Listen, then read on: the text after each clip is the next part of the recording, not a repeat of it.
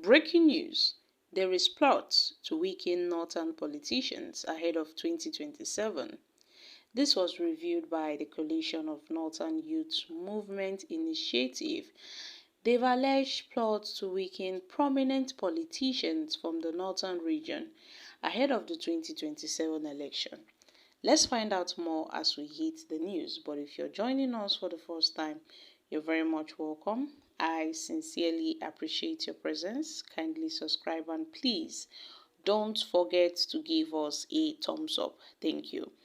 Now, the Coalition of Northern Youth Movement Initiative also called on the judiciary, the security agencies, and the Independent National Electoral Commission (INEC) to abide by their oath of allegiance to the people and the Constitution of Nigeria, adding that any form of injustice against the northern region will be resisted. The group also cautioned politicians against being accomplices in plots to undermine the people of the region.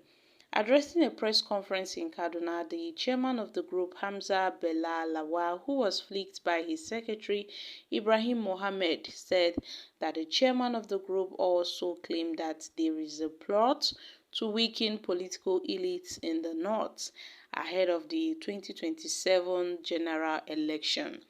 He listed northern politicians suffering political embarrassment to include the former governor of Kaduna State, Malam Nasir El-Rufai, Senator Abdulaziz Yari, the former Zamfara State governor, who was subsequently rubbished by the government, when he tried to become the Senate president of the country.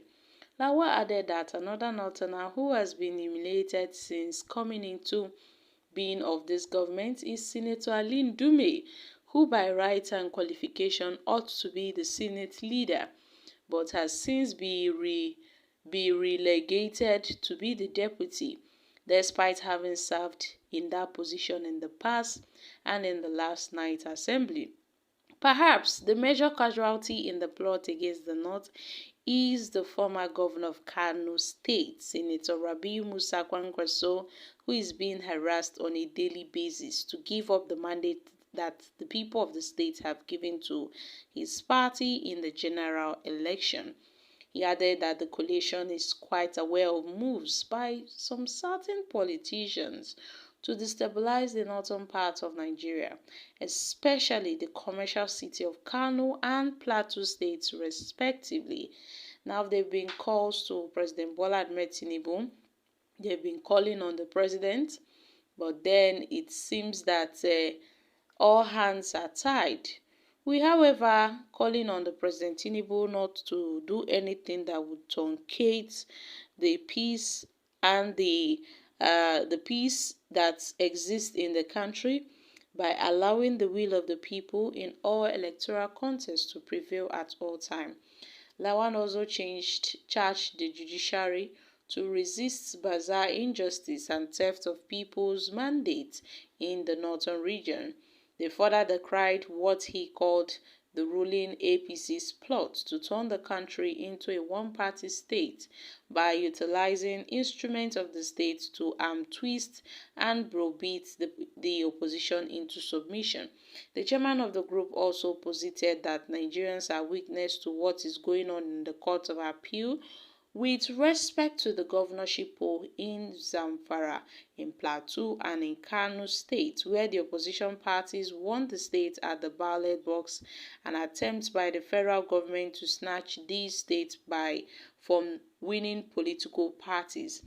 Now, what is even more embarrassing is the case of Kano, where the Court of Appeal is still finding it hard to defend its verdict on the election, which many have come to see as very ignoble and horrible. The fact that the verdict is tainted was further shown when the NNPP tried to secure the certified true copies of the judgment, revealed the underhand dealings that must have happened with the document, revealing contradictory outcomes. While some paragraphs upheld the elections of Governor Kabir Yusuf of the NNPP as duly elected, the embarrassment created by the nasty scenario is yet to abatate as we speak, as the action has further put the judiciary in the negative spot in the minds of right-thinking Nigerians who have lost faith in that vital arm of government. Now, the most laughable verdict also is the issues of internal affairs of each political parties, which is clearly enshrined in our Electoral Act and which the Supreme Court has long settled yet. And that is the issue, and the same judiciary is using to upturn Kano's mandate, which was freely given to the NNPP. And here we have the Northerners, that's the Northern Youth Coalition.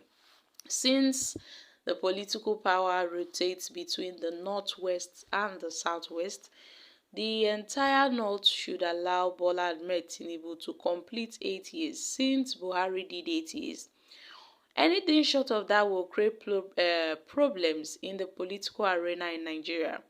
No Northerner should come out to challenge Bola Ahmed Tinubu, both in APC primaries and in other political parties at the presidential election. All the political parties must field candidates from the south to challenge Bola Ahmed Tinubu if need be. So Kwankwaso should go and rest and stop carrying unnecessary rumors all over the country. Well, I thought by now all politicians should be working towards a better Nigeria.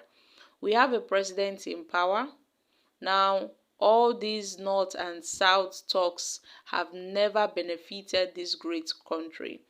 Granted, there are plans to weaken North ahead of the 2027 general elections. Of what use and what benefit to the northern masses if you gathered all the political strength without any corresponding economic strength and infrastructural development up north? Give your northern brothers and sisters Western educations and stop mixing your religion and culture together. Saudi Arabia is well developed, well organized, and they are not practicing the same religion as in the northern Nigeria. Well, guys, these are reactions from Nigerians. So my country people, what are your thoughts on this? I'm dropping here, guys. Kindly share your thoughts concerning this in the comment section. Thank you.